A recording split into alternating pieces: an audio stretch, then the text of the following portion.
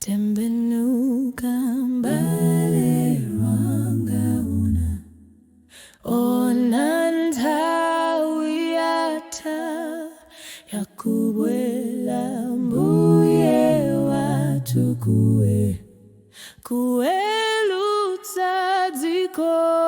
Tidzamuona mbuye ndi angelo ake, kuchokera kumwambako tonse tidzasonkhanitsidwa.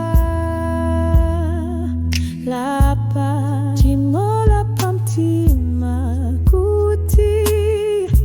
kuti ukalowe. Yesu mwana wa Mulungu akufuna iwe.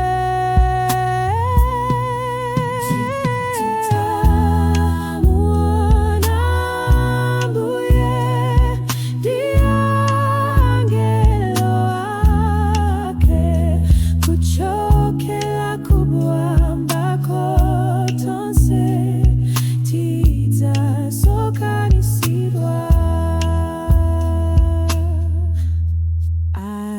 Adzatenga anthu ake oyera mu mtima, nadzasiya iwe mbale kamba kosamvera. Tidzamuona mbuye ndi angelo ake, kuchokera